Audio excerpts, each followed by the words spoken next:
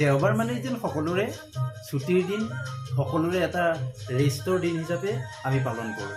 সকলোৱে হয় যদি কোনোবাই ফুৰিব গৈছে, কোনোবাই আকৌ নিজৰ কৰ্মত ব্যস্ত হৈ পৰিছে, কোনোবাই আকৌ কাৰোবাৰ ঘৰলৈ গৈছে, কোনোবাই আকৌ হয়তো মানে আমাৰ খেলিবৰ কাৰণে গৈছে, কোনোবাই হয়তো নিজৰ পঢ়াৰ কামত ব্যস্ত হৈ পৰিছে, কোনোবাই নিজৰ ঘৰুৱা কাম কাজ যেনে বাৰীঘৰ চাফা কৰাৰ পৰা ধৰি এনেকুৱা ধৰণৰ কাম কাজত ব্যস্ত হৈ পৰিছে। কিছুমানে আকৌ কাপোৰ ধোৱাত আমি ব্যস্ত হৈ পৰিছোঁ, কিছুমান আকৌ বিভিন্ন ধৰণৰ অনুষ্ঠান প্ৰতিষ্ঠানৰ লগত জড়িত হৈ পৰিছে। সকলোৱে নিজৰ নিজৰ কৰ্মতে দেওবাৰৰ দিনটো ব্যস্ততাৰ দিন হিচাপে আমি থাকোঁ নিজৰ কৰ্মৰ ক্ষেত্ৰত, বা কিছুমানে ৰেষ্ট হিচাপে আমি দেওবাৰৰ দিনটো লওঁ।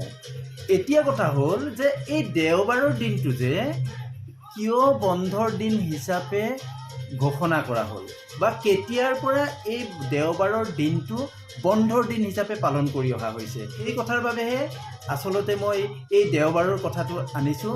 আজি আমি জানো আহক এই দেওবাৰৰ দিনটো কিয় আমি বন্ধ হিচাপে পালন কৰোঁ আৰু কেতিয়াৰ পৰানো এই বন্ধ পালন কৰি অহা হৈছে। ৰোমৰ সম্ৰাট কনষ্টেণ্টাইনে 329 খ্ৰীষ্টাব্দত তেওঁ কৃষি কৰ্মত কৰ্মৰত যিখিনি মানুহ, সেইখিনিৰ বাহিৰে আন সকলো মানুহকে তেওঁ কি কৰিলে যে দেওবাৰৰ দিনটোত যীশুখ্ৰীষ্টক প্ৰাৰ্থনা কৰিবৰ বাবে তেওঁ দেওবাৰৰ দিনটো ঘোষণা কৰিছিলে, যাতে সেই দেওবাৰৰ দিনটোত তেওঁলোকে যীশুক প্ৰাৰ্থনা কৰিব পাৰে।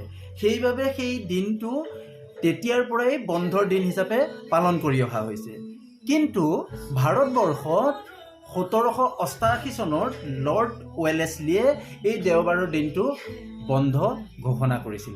জানি কেনেকুৱা লাগিল আপোনালোকে কমেণ্ট কৰি জনাবলৈ একেবাৰে নাপাহৰিব।